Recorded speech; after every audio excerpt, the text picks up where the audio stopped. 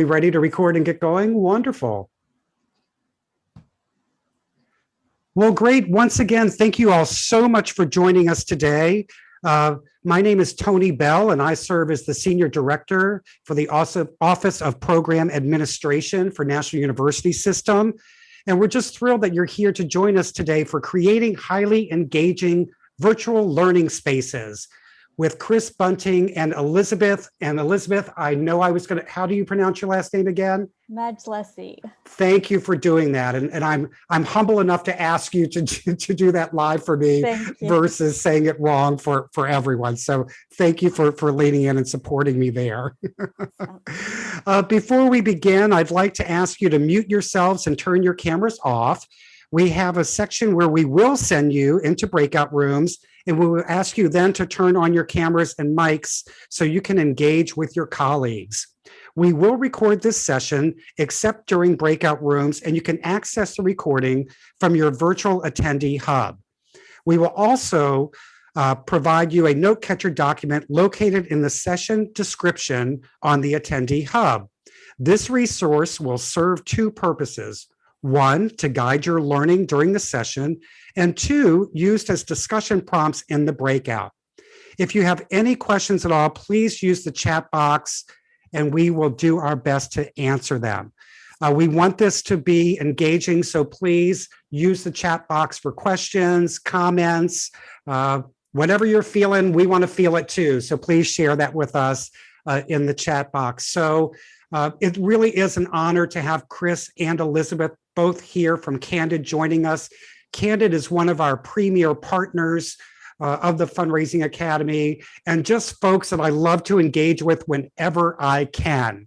So enough about that and me. Let's turn it over now to Chris and Elizabeth. Once again, thank you so much for being here. Awesome. Thank you so much, Tony. And we're so excited to be here. We've been looking forward to this all week. So welcome, everyone, and thank you for joining us. It's always so inspiring to see so many people joining us and being in the same virtual room to learn together. So as Tony mentioned, we'll be guiding the conversation around creating highly engaging virtual learning spaces. And again, we're so glad that you're here. And thank you to everyone who's already introduced yourself in the chat. We always love seeing who's in the virtual room with us. So please, if you haven't already, you can continue to throw in the chat where you're joining from. If you are comfortable adding your name and your organization, we love to see that. It's always great to get a feel for who's in the room with us. So while you're introducing yourself in the chat, I'll just quickly do another quick intro. Again, I'm Elizabeth Madjlesi. I'm joining from Candid's Washington, D.C. office, or working from home, but based out of our Washington, D.C. office. I'm the programs manager for the Northeast region. I use the pronouns she, her, hers, and I'm joined today by my colleague, Chris Bunting. Chris is our lead instructional designer here at Candid, and they are based out of our New York office. And again, we're really glad to be here with you this evening. Both of us based here on the East Coast, so I'll probably say good evening and all of that. Without further ado, I do want to share just a little bit of information about our organization and kind of where we're coming from in terms of our work. So as Tony mentioned, we're both with Candid. Candid is a 501c3 nonprofit organization that was formed in February of 2019 when the Foundation Center and GuideStar came together to become one nonprofit organization called Candid. Together, our organizations bring over 88 years of expertise to the sector and millions of data points to the sector. So why Candid? Why is Candid important? Every year, millions of nonprofits spend trillions of dollars around the world. So there's quite a lot of money flowing through the sector. And Candid really looks at where that money comes from, where it goes, because we do believe that transparency in philanthropy matters. How do we do that? We do that through the research that we put out, the collaboration that we foster, the trainings that we host. And actually tonight's session is a great example of collaboration through our partnership with the Fundraising Academy. We feel so fortunate to be one of the Fundraising Academy's affiliate partners. So we're able to offer to our audience increased training on individual giving, which has been such a benefit to our stakeholders. Most of our training within our division here at Candid focuses on fundraising best practices, as well as leadership and management and organizational sustainability. So Candid is really connecting people who want to change the world to the resources they need to do it. So that's a little bit about our organization and kind of where we're coming from as an organization. I also want to spend just a brief moment talking about this session and giving you a little bit more information about what we'll be doing together here tonight and what you should be able to do after this session. And we always like to open our workshops, our trainings, our learning circles by going over our learning objectives. And talking about our learning outcomes. So after this session, you should be able to build in time and space for peer-to-peer learning opportunities. We recognize within this group that there's a lot of experience in the virtual room. And so, of course, we'll be giving our tips and best practices and recommendations, but we also want to build in that time for you guys to share your experiences and recommendations and best practices with one another. So we're really looking forward to hearing what's working in your classrooms and potentially what are still some of your challenges. So we are going to be carving out that time for that peer-to-peer connection. After this session, you should also be able to plan your lessons for a purely virtual environment. Here at Candid, we've been operating purely virtual learning environment for over a year, or right at a year, and do anticipate kind of remaining in a virtual learning environment for the remainder of this year and potentially, well into the future. So we'll be sharing some tools and some really simple tools that you can take back to your classroom and incorporate that will hopefully be valuable to you.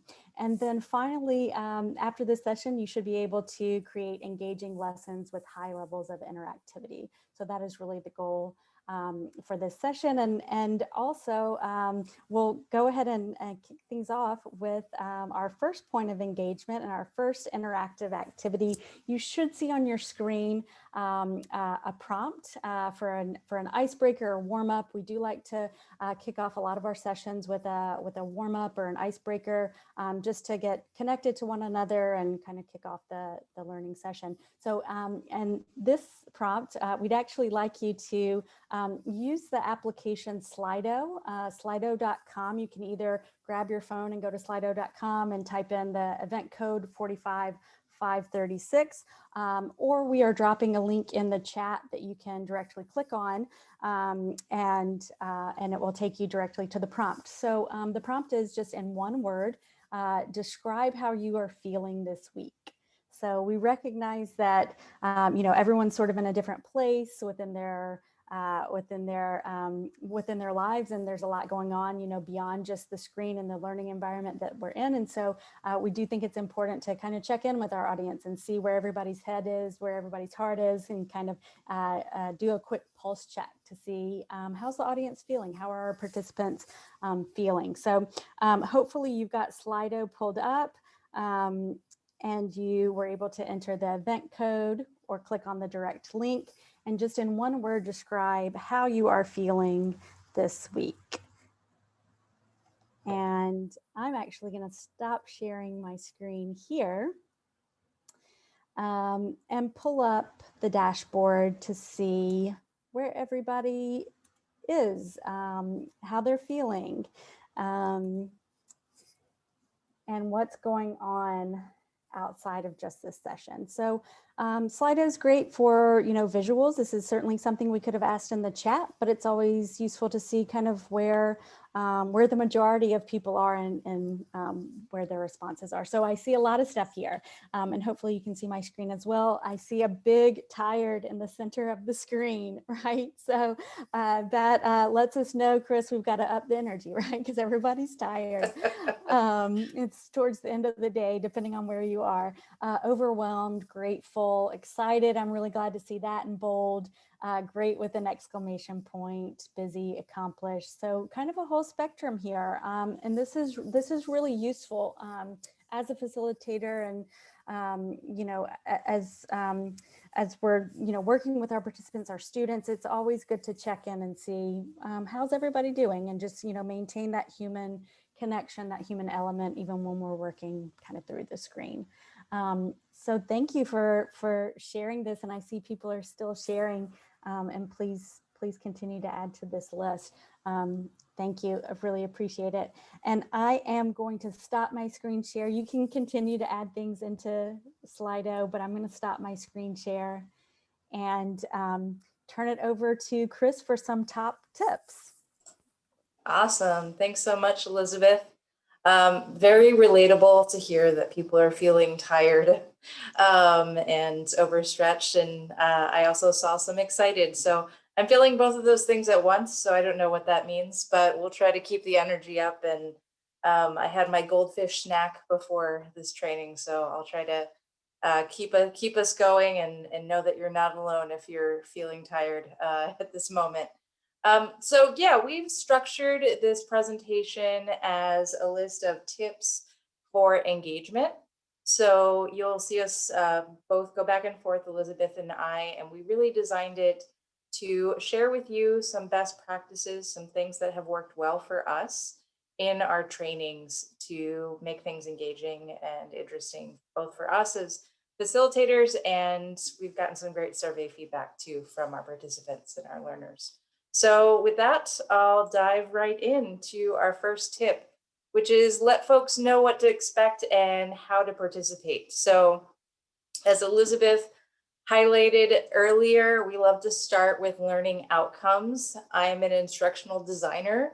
It's my chosen career. And as an instructional designer, I want people to know what they're going to get out of the time that they spend with us. So starting with learning outcomes and wording them in a way that says, after your half an hour with us, you're going to be able to walk away and really apply these in certain observable ways is definitely key for us. So we want to deliver on those learning outcomes to you today.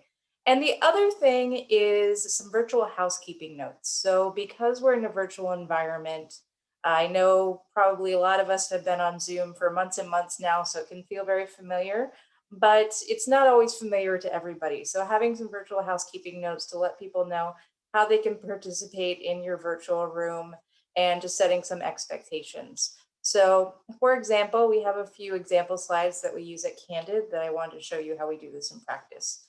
So early on, a question that we get all the time is, are you recording? And if so, how do I get the recording? So we created a slide that said, yes, we are recording. And as Tony shared earlier, yes, we are recording, and where you'll be able to find that recording within the conference. And so we share this slide at the top of every training we do so that people know that they are being recorded and how they'll be able to review the materials if they need at a later date. We also do a quick orientation in Zoom. Again, I know for probably a lot of us educators, we are in Zoom all the time, but not everyone who's joining our Zoom rooms is. So we like to do a quick Zoom orientation, especially calling out pieces that we want people to consider potentially using. So for example, here we have a slide highlighting the enter full screen if we really want them to be focused on the lecture. We also invite people to update their name and to include their pronouns if they feel comfortable doing so during many of our workshops, and highlighting where folks can go to interact with us and with each other. So highlighting that is at the bottom of the screen and really pointing out that within that bottom area, there's that chat. So it's great to see that already. People are joining us from all over the world tonight, or it may be a different time of day where you are. And it's great to see you're already participating in the chat and sharing with us. So that's just a few slides giving you examples of the sort of tour that we do. So I encourage you, whether you're using Zoom or GoToWebinar or a range of other interfaces, giving people a quick tour, really highlighting what they're going to see on their screen so that they know how to participate.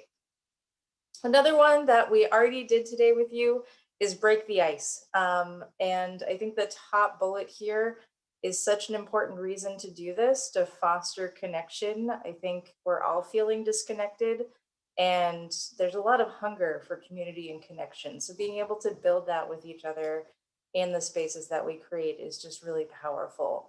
Another simple reason is to break the ice early to practice with technology. So for example, if we were going to do a longer workshop with you today, we might use Slido several times throughout the presentation. And then you would already have known how to go back to Slido, having used it at the top. So practicing with technology early is a great way to do that with an icebreaker, and to acknowledge our humanity, acknowledge that we're tired, acknowledge that we're frustrated sometimes. Sometimes we're hopeful. So really building that in so we recognize we're not just, skulls to fill with knowledge or faces on a screen. So I wanted to show you some examples of icebreakers that we've used and speak to some examples of how we've used these icebreakers. So one really simple one is making associations. So what words do you associate with insert blank? Or what do you think of when you hear the word blank? A great example for us with the curriculum that we have in partnership with the Fundraising Academy is asking people how do you feel when you hear the word fundraising? Or how do you feel when you think about making the ask? Another one in our world is how do you feel about the idea of creating a proposal budget, right? These can all be scary things, and it's great and it's healthy to name that and to hear that other people are also having similar feelings so that we can both reassure our learners and also maybe check in with them later to see how they're feeling about the given topic. So really simple icebreaker there. The 5 W's, so who, what, when, where, why, who are you? What are you hoping to learn today? Why are you here specifically in this training? So getting to know people a lot that way gives us a sense of what their motivations are, especially for why they're with us today. Another fun one that we've been doing a lot with workshops in various ways is using breakout rooms early. We often have breakout rooms later in trainings, and we'll have a breakout room later in this training. But having breakout rooms early so that people can network. So as training starts and we get everybody into this virtual room, break folks up into small groups so that they can either pair up or maybe be in a group of 3 to 4 and just get to know each other at that level. This example on this screen is asking folks to identify things they have in common. But of course, you could have a range of questions that you could ask people to discuss in small groups. And then they can exchange, for example, their LinkedIn links or emails as a way of sharing contact information. So it's a great way to build in networking and that community building early.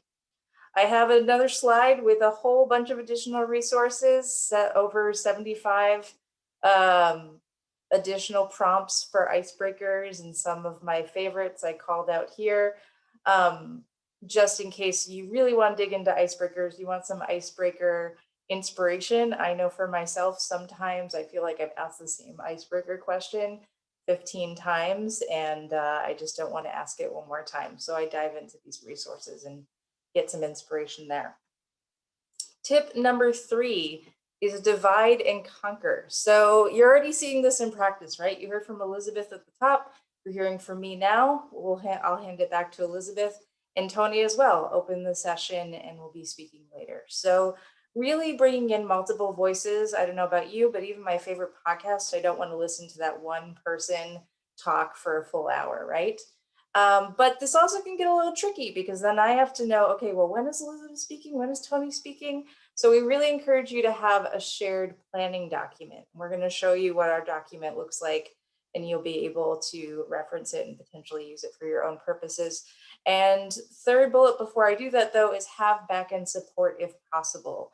This is huge. Big shout out to Christine on the back end on chat with you all today, so that if people have questions about how technical questions or questions that are coming in on chat, others who aren't speaking on stage at the moment can help field those. So that's a quick tips on dividing and conquering that we definitely have practiced a lot in the last year.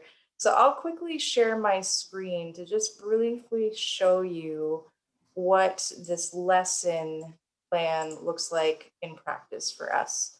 So we'll map out who the facilitators are, who the support will be. So in this case, we have Tony as the moderator and Christine as our tech assistant.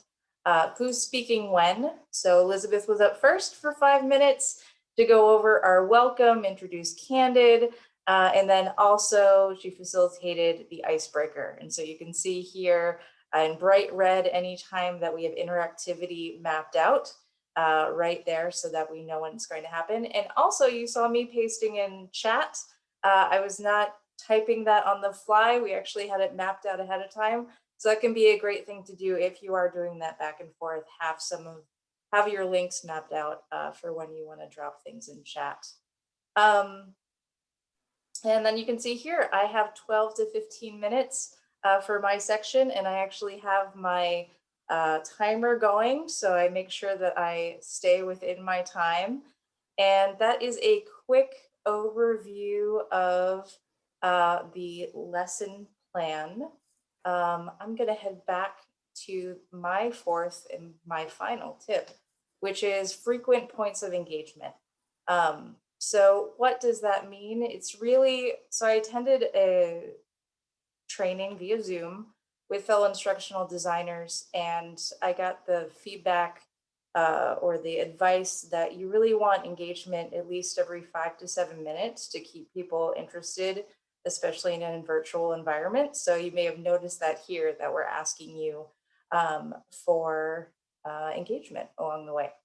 So how we're going to do that is a very simple one to add a reaction if. So I'm pointing out here where to find those reactions in the Zoom interface. So that little smiley face along the bottom, you should find reactions. And this activity is very simple. We can ask people add a heart if, add a thumbs up if, add a ta-da if. And so I want you to add a thumbs up if you're ready for the next tip, and add a heart if you're ready for a quick stretch break. And with that, I'll stop share. And let's see, I see a bunch of smiley faces or a bunch of thumbs up. Great, great, great. Well, it looks like a lot of thumbs up. So Elizabeth, I'm gonna turn it over to you for the next tip. All right, And if awesome. you need that stretch break, we can do it. Yeah, exactly. So thank you, Chris. Thanks for those awesome tips, and thanks for all the reactions. I always love seeing the reactions and emojis come up. I don't know that it's a really simple tool, but it is engaging to me. It's a very quick and easy point of engagement.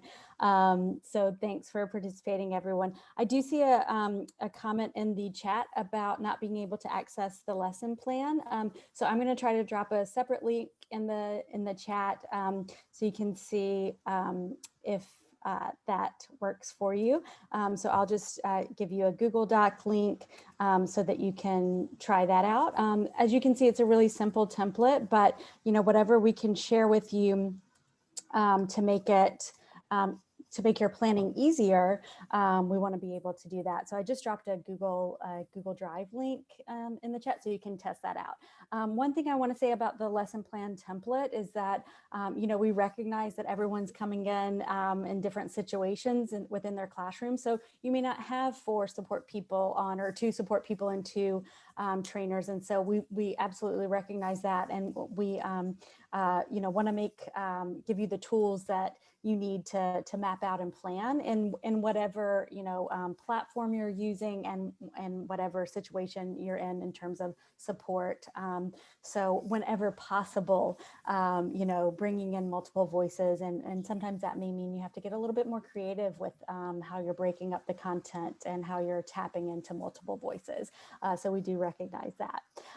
So okay, great. It looks like the template, the new link worked for you. So I'm going to go ahead and share my screen and take us through the next few tips, and then we're going to actually have a chance to work on some activities together, and then we'll move into our breakout room. So Chris took us through the first 4 tips, And I realized I didn't tell you how many tips we're going through. We have 7 top tips for this evening. So tip number 5 is really to keep it simple and low pressure. So we had just a great example of that Chris shared with the emoji or reaction button. It's a point of engagement. It's eliciting some sort of reaction from participants, from the learner, but it's pretty simple and it's very low pressure. And, you know, keeping it simple, I think is it's for you as the teacher, the trainer, the facilitator to keep it simple so you can really focus on the content and engaging with your audience. But, you know, also this piece of keeping it low pressure, I think is so important. You know, I think as educators, we all know that in order for a learner to really learn and connect with material, that they need to feel safe and comfortable. And so creating that low pressure environment, that safe environment for learners to really feel comfortable and feel like they can practice something, and it's a low pressure, sort of low risk environment is really important. So things like the Slido, that is an anonymous poll that folks can engage in, and there's no real pressure there. Adding a reaction, very low pressure, keeping it positive. And so I think that's really important. Whatever learning environment you're leading, to make, you know, learners and participants, attendees, students feel safe and feel like they can practice, and it's low pressure, that they're not being called out or put on the spot, that they can really safely engage with the content. So we're going to do this, another just very quick example of this. With a 1-minute writing prompt. So we'll just take 60 seconds for a quick writing prompt. If we were hosting this in a longer session, we might do a 3 to 5 minute or even a 10-minute writing prompt.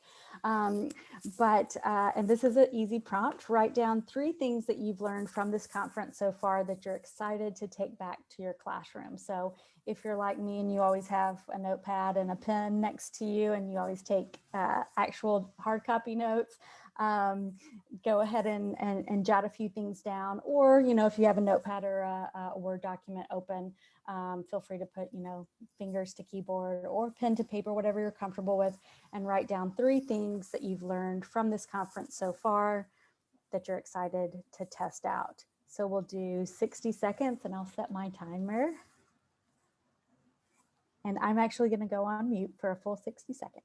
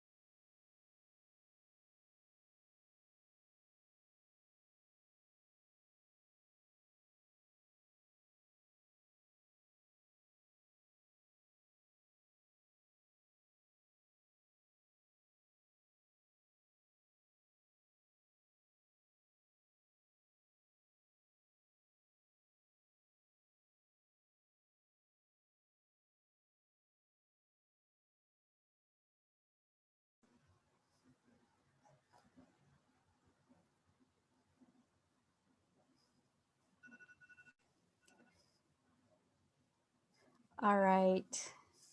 So that was 60 seconds. Hopefully you jotted down 3 things, or at least a couple of things that you are excited to take back to your classroom. And I know that was a very quick writing prompt. Again, in a longer session that we might do, you know, 3 to 5 minutes or 10 minutes. But I think the key here is that you're creating that time and space for your learners to pull back and really reflect and do something independently. I actually had a writing prompt in a training earlier this week. I think it was like a 5-minute writing prompt, and one of the participants unmuted during the prompt and said that this is the quietest time I've had all week. That, you know, they hadn't had like a carved out 5 minutes to really like think and work. So even though it can feel, you know, as a facilitator sometimes that like nothing's going on or it's quiet and you feel like you need to fill the time and, you know, always have something going on. I think also carving out that time for learners to reflect and write on their own can be really beneficial. So thanks for participating in that, and hopefully you've jotted down some tangible things that you want to take back to your classroom. Tip number 6, learn together. So we always try to provide opportunities for participants to learn from one another, to learn together as a group, and creating these spaces to practice with peers. Again, as facilitators, we're sharing our experiences and our best practices, our recommendations, but it's always so important to have that dialogue between peers to really practice with one another, to work through ideas, to share insights, to share challenges, ask clarifying questions. So you'll have an opportunity to do that together tonight in a couple of different ways, but incorporating that peer-to-peer connection or that peer-to-peer learning can be really valuable. So we're going to do this in a couple of ways, and I'm looking at the time, and I think we have time to do both of these exercises. One really simple, keeping with that theme of simple and low pressure, one really simple way to foster this peer-to-peer connection and create space for collaboration is to use a collaborative document. So we're using a Google document tonight, but you can use any sort of collaborative document that your participants can access and edit. That's the key. I've certainly tried to do this with a document that's locked. We sort of had an example of that tonight, but a document that your participants can access and edit and really share ideas and organize ideas. So again, keeping with the theme of simple, we'll build on what we just did as an independent activity in this collaborative document. So we'll drop the document in chat, and you can share 1 to 3 things that you've learned from this conference that you're excited to try out. So using the things that you've jotted down, we'd like for you to do this in one document collaboratively so you can see what other folks are excited about and what they're going to take back to their classrooms.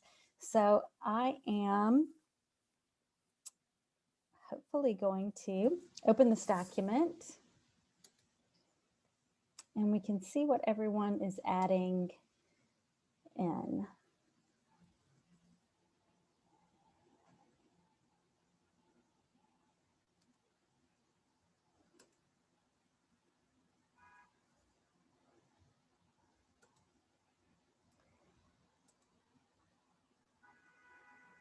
And if you've got it up on your screen,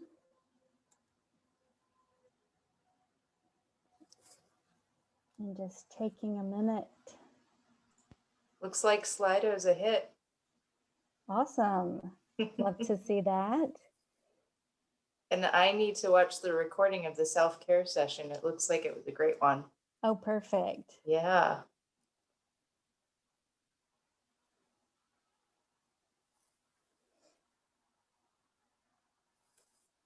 So I'm going to try to pull it up so we can all see, although my computer's being a little slow. And maybe I'm super late to the party, but the Google Jamboard was a mind blower for me. I don't know if you are super familiar with that, but Oh, awesome. I have not used that as much. it was, yeah.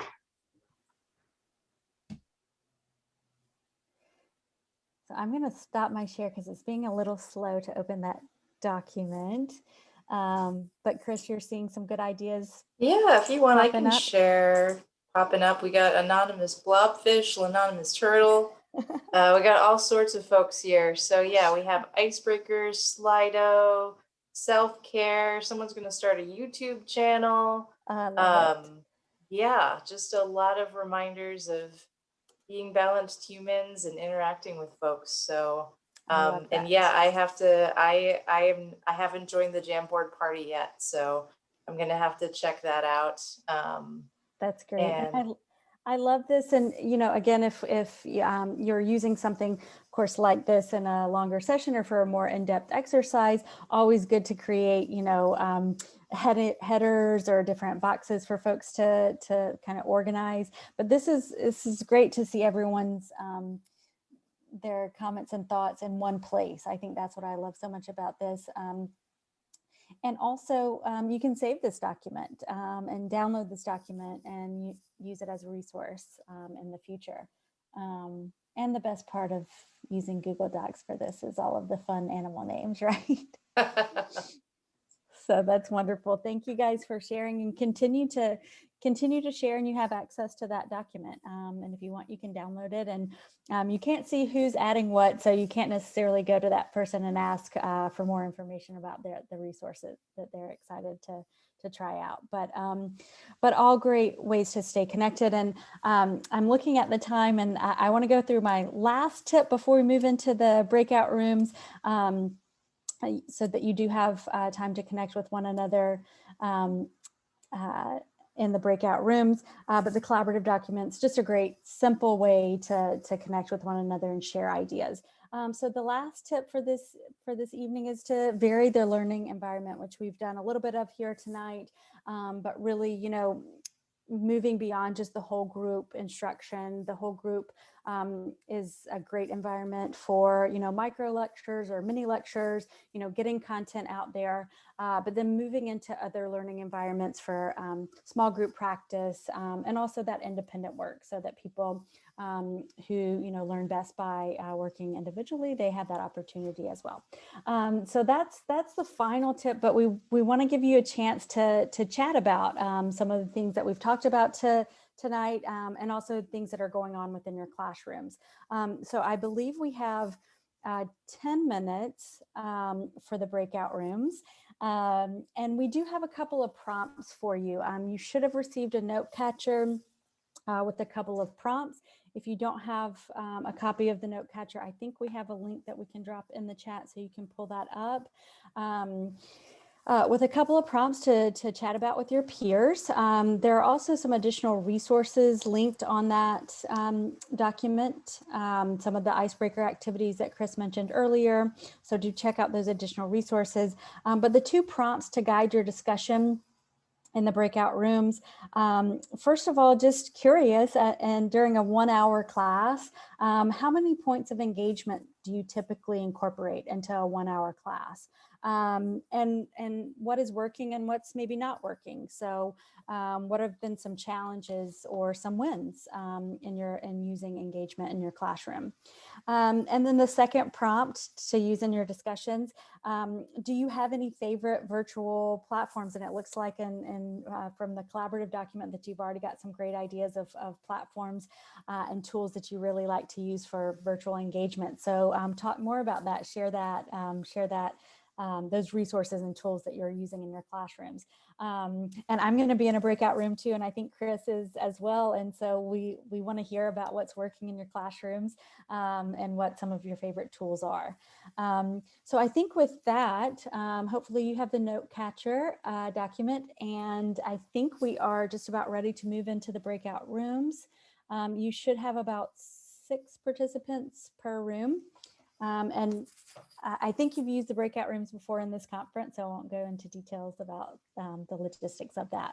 But anything else we need, or any questions before we move into the small groups? Okay, well, we'll see you in the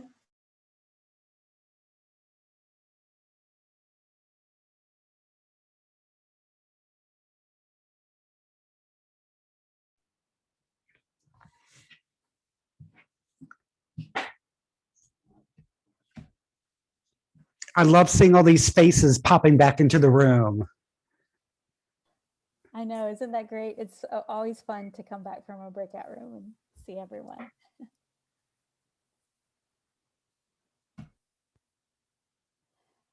All right, well, welcome back, everyone. Hopefully you had some good conversations with your peers. I know we have a limited amount of time, so they were short breakout rooms, but hopefully you were able to connect with some of your colleagues and share what's been working and also what has been a challenge and continues to be a challenge.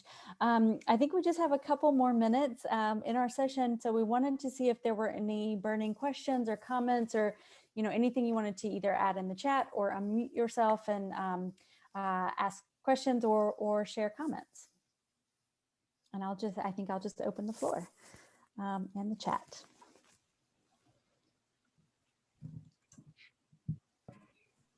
Good evening. Good evening. Tina. One more question. I wanted to know how to get all the resources that you talked about. I mean, I love the presentation, and there are some of the strategies I want to apply in my classroom. Yeah, absolutely. How do I get them? Yeah, great question. And I'll speak to that. And then Tony, you can correct me if I'm misspeaking, but we are recording the session. So you will receive a copy of the recording. You should also have on the note catcher additional resources linked on the note catcher document, which I believe, yeah, we shared in the chat. And in addition to that, I would recommend actually grabbing some of the links from the chat that were interesting to you and saving them there.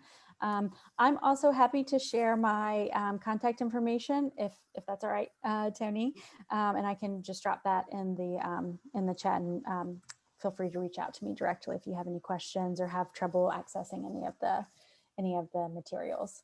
Great. Thank you, Elizabeth, for that and for being so generous to, for everyone to reach out to you directly. It's my understanding that, once this session ends, the recording will almost immediately be available, on the attendee hub. So you should be able, through your login into the event portal, you should be able to access the recordings for all the sessions and any of the note catchers or handouts that were provided by our amazing presenters.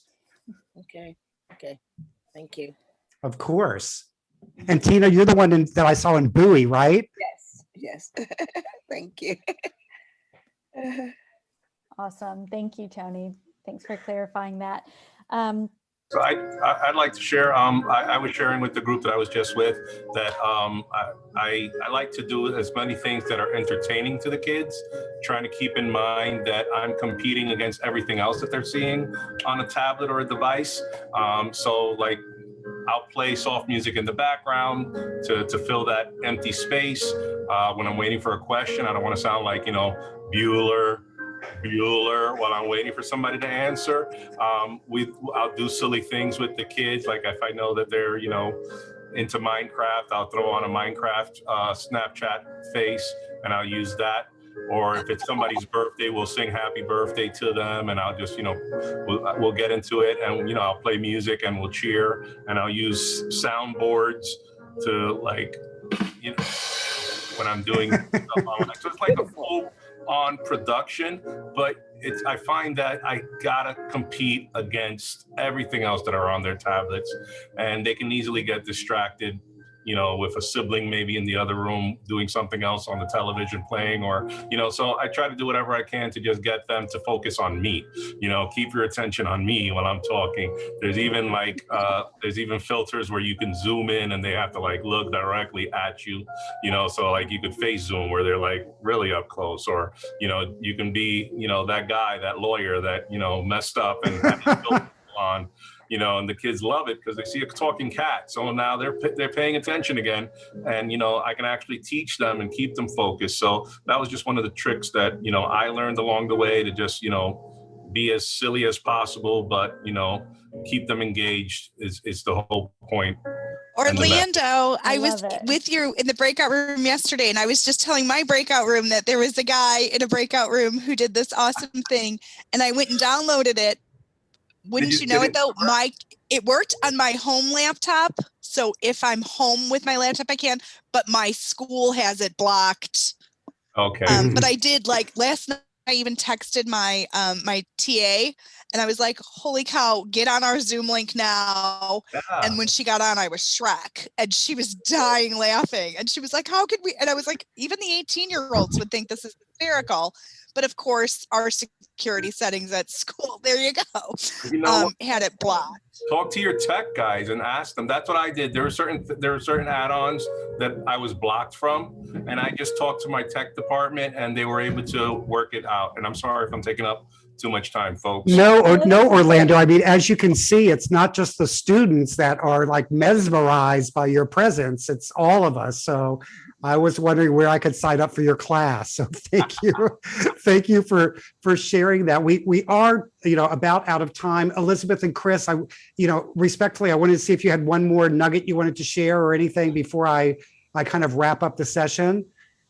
I would say just keep trying out the new tools and techniques, and keep it engaging. Orlando wins the prize, I think, for being entertaining and engaging, and kudos to you for keeping your students attention when there's so much competing for their attention, and that goes across the board for elementary, secondary, adult ed, for sure. Lots of distractions. Yeah. All those. Chris, any final words from you as well? Yeah, I think along with Elizabeth, one of the things we did early in pandemic times is we created a kind of low stakes environment for our own trainers internally. We were getting together kind of every Friday afternoon for maybe 20 or 30 minutes to play with Zoom with each other in a Zoom room. So I don't know, maybe we all need to have a follow-up 20-minute Zoom room with Orlando to practice Snapchat filters on our Zooms. But that would be my one other tip, would be if you can practice with colleagues in a low stake environment. That would be my last tip to leave you with. Excellent. Well, again, Elizabeth, Chris, thank you both so very much for joining us today, sharing some incredible tips. I mean, there really are no words to express the depth of our gratitude for the partnership that we have with Candid. So thank you so very, very much. And to our attendees, thank you for joining the Power of Engagement Summit. I hope it's been a remarkable experience for you. Later on, you will receive a survey, so please take the time to fill it out. Your feedback is so very important to us. We really want to know where we met your expectations and where we can improve. Again, so very, very important to us. So again, thank you for joining us. Be well, be safe, and be inclusive. Have a great rest of your day. Thank you. Thank you. Thank you. I want to be able to get it. Okay.